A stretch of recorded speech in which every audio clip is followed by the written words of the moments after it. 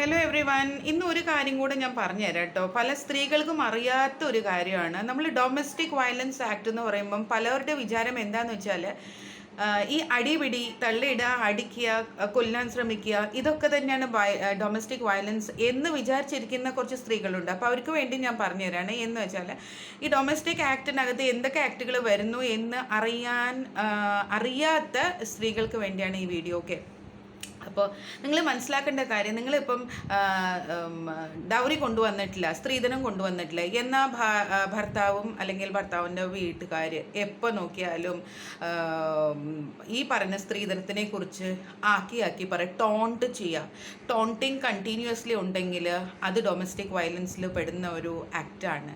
രണ്ടാമത്തത്, നിങ്ങളെ കാണാൻ കൊള്ളൂല, നീ നിറമില്ല, നീ കറുത്തതാണ്, അല്ലെങ്കിൽ നിൻ്റെ പല്ല് കോന്ത്രപ്പല്ലാണ്, അങ്ങനെ എന്തെങ്കിലുമൊക്കെ പറഞ്ഞ് കുറ്റപ്പെടുത്തിക്കൊണ്ടിരിക്കുകയാണെങ്കിൽ അതും ഡൊമസ്റ്റിക് വയലൻസിൽ വരുന്നതാണ്. പിന്നെയെന്ന് വെച്ചാൽ എപ്പോൾ നോക്കിയാലും തെറി വിളിക്കുക, ബാഡ് വേർഡ്സ് യൂസ് ചെയ്യുക ഭാര്യയെ, അങ്ങനെ വരുവാണെങ്കിൽ അതും ഡൊമസ്റ്റിക് വയലൻസ് ആക്ടിനകത്ത് പെടുന്നതാണ്. ഇനി ഏറ്റവും ഇമ്പോർട്ടൻ്റ് ആയിട്ടുള്ള കാര്യം, ഞാൻ പലയിടത്തും കണ്ടിട്ടുള്ളൊരു കാര്യമാണ്, ഭർത്താവ് ഉണ്ടെങ്കിലും ഭാര്യ ജോലിക്ക് പോയിട്ട് വേണം കുടുംബം നോക്കാനായിട്ട്.